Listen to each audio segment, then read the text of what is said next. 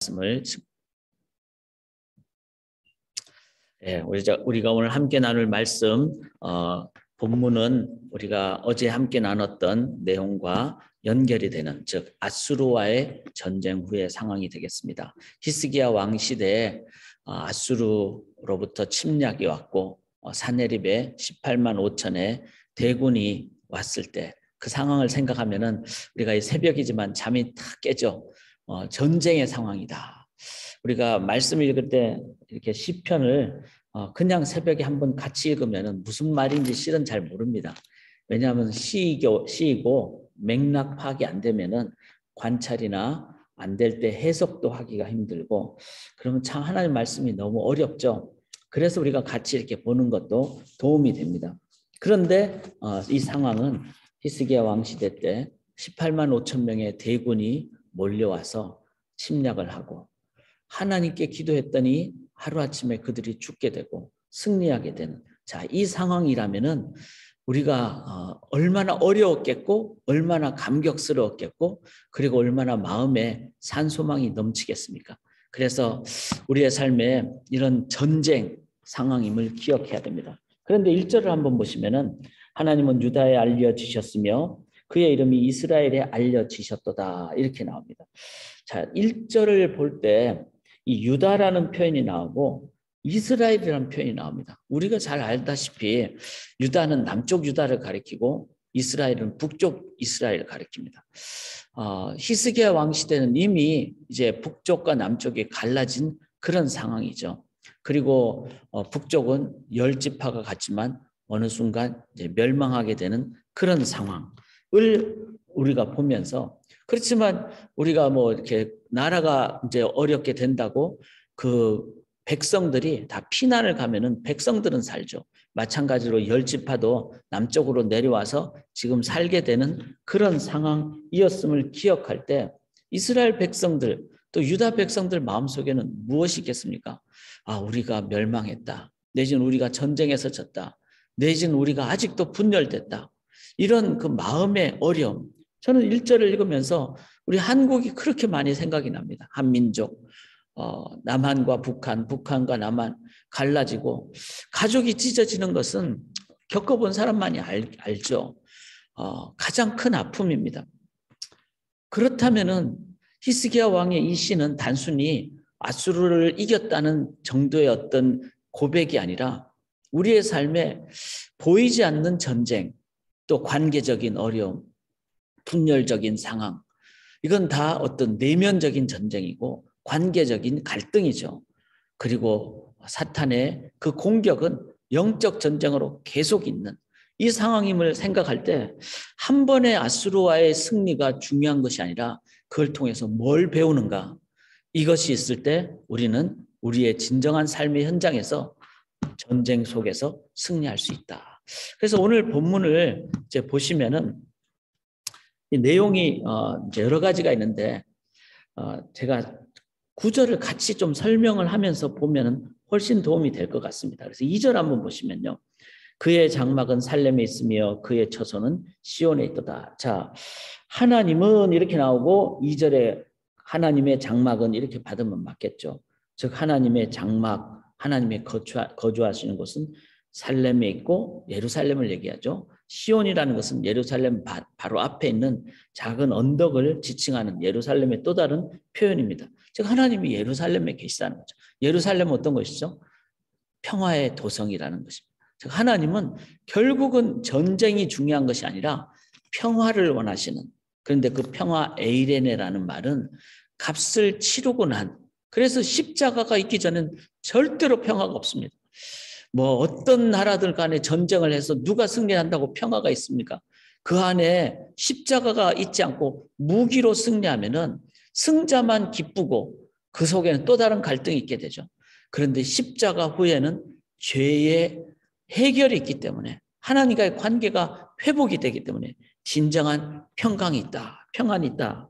그래서 여기서 말하는 이 살렘에 있다는 말은 바로 예수 그리스도의 십자가의 그 영역을 의미하는 것이 우리가 전체적으로 볼 때 우리가 바르게 봐야 될, 즉 이건 뭐죠?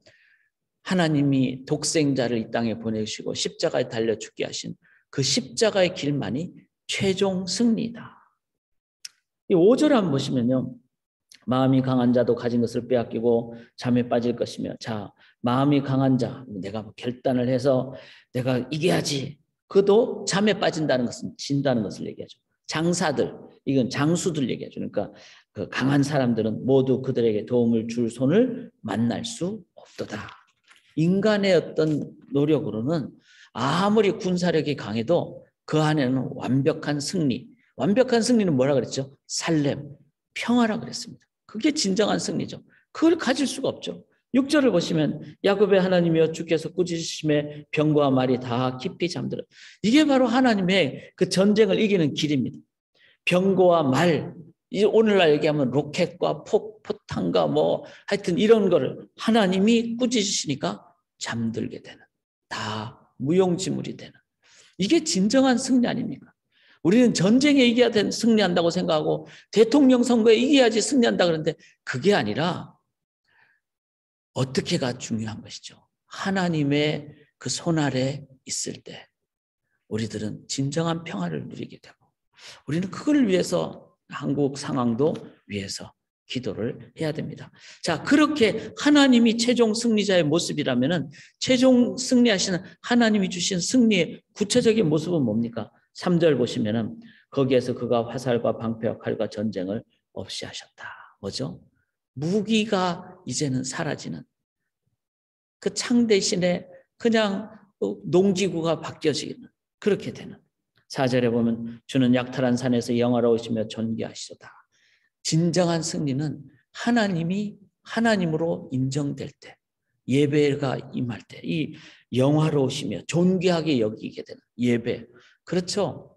교회에서 분열이 나는 건 언제죠? 예배가 없을 때 분열이 납니다. 하나님을 존귀하게 여길 때, 그때 그 하나님 앞에서 다 겸손하고 하나님 앞에서 영광을 체험할 때 우리들은 서로를 보면서 빛과 소금으로 나아갈 수가 있는 거죠. 7절에도 보시면 주께서는 경외받을 이시니 주께서 한번 노하실 때 누가 주의 목전에 서리까. 자, 하나님을 두려워하는, 우리가 영광 그러면은 막 좋은 것 물론 좋죠. 그렇지만 영광과 함께 오는 게 뭐죠? 두려워해야 되는, 경외라는 것은 뭐죠? 두려워하는, 하나님을 두려워하는. 그래서 이것이 있기 때문에 우리들이 신앙생활의 어떤 모습이 너무나 얄팍하거나 그러지 않는 거죠.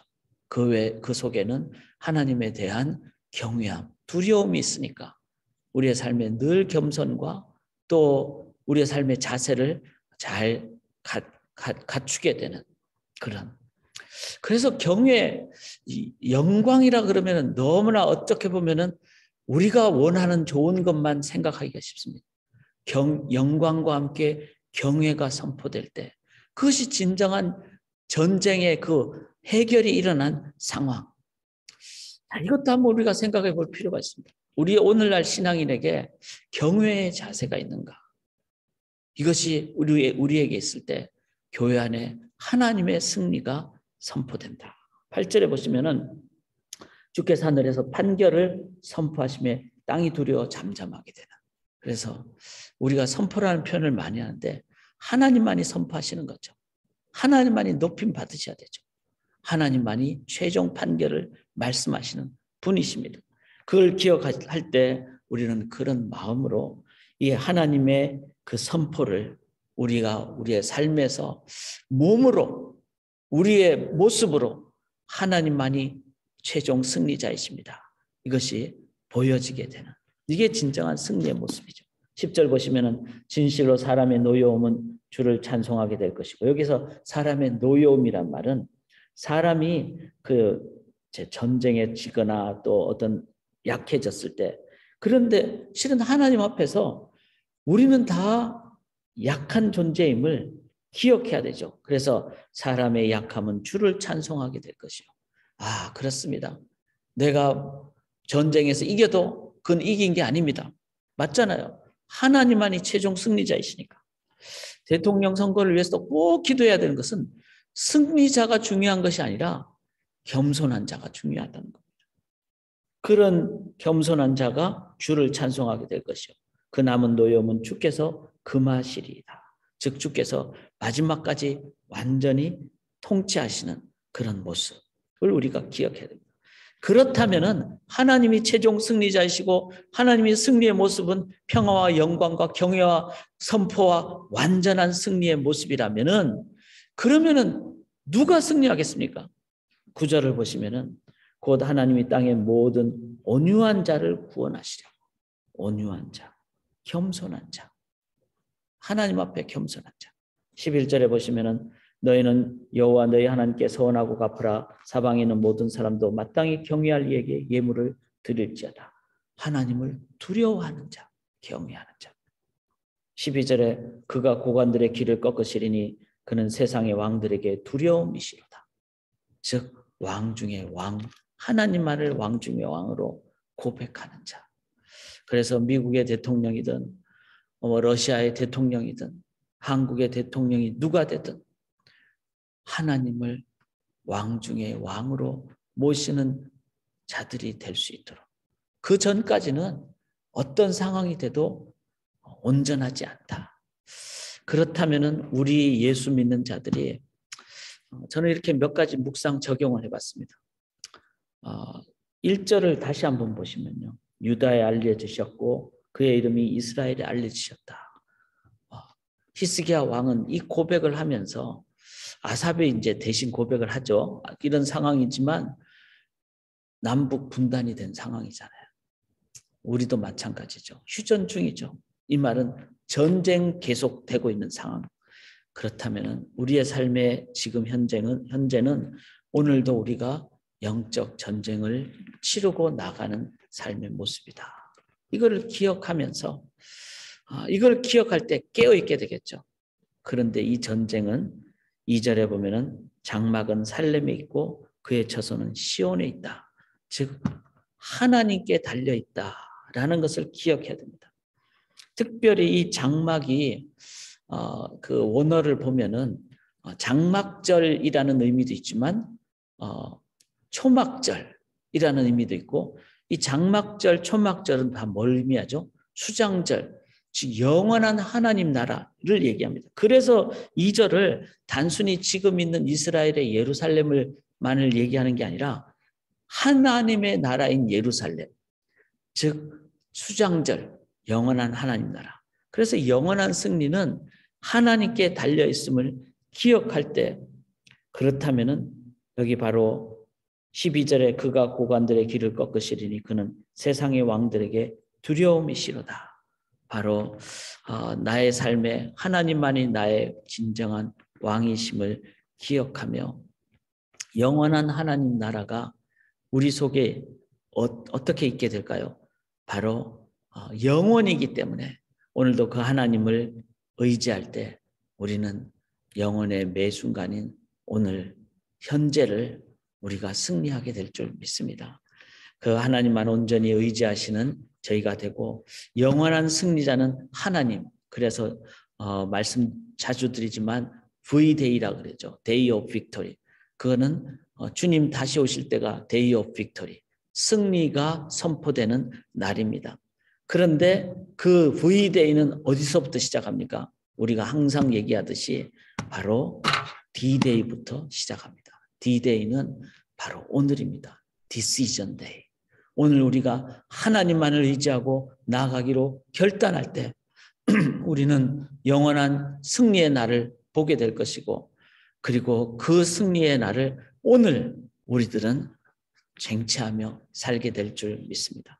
우리 성도님 중에 한국의 어머님이 돌아가신 그런 슬픔의 상황, 함께 예배를 드리면서 슬프지만 산소망을 갖게 되고, 슬픔을 극복하는 소망과 평강을 함께 격려로 나누는 상황을 체험을 하면서 바로 하나님만이 진정한 영원한 승리자이시고, 그 하나님 주신 평강을 우리가 쟁취할 때 이 땅에 참된 승리가 오고, 그런데 그 하나님이 오늘 나의 하나님이 되실 때 우리는 오늘도 승리하게 될 줄 믿습니다. D-Day로 사심으로 V-Day를 날마다 경험하시기를 주의 이름으로 간절히 기원합니다. 살아계신 하나님, 이제 기도합니다. 승리자 대신 십자가의 길로 가시고 생명의 길 가시고 결국 승리하신 주님만을 의지하며 제자로 나아갈 때 하나님 오늘도 그 길을 매 순간 십자가의 길만 걸어갈 때 반드시 승리하고 하나님의 평강이 임하고 그리고 하나님의 함께 하시는 능력으로 나아가게 될 줄 믿습니다. 십자가의 길을 매 순간 걸어감으로 승리하는 소망의 모든 가족들 되게 주여 인도하여 주시고 이제 개인 기도할 때 주께서 격려하여 주시옵소서. 감사드리며 믿사오며 살아계신 예수 그리스도의 이름으로 간절히 기도드리옵나이다. 아멘.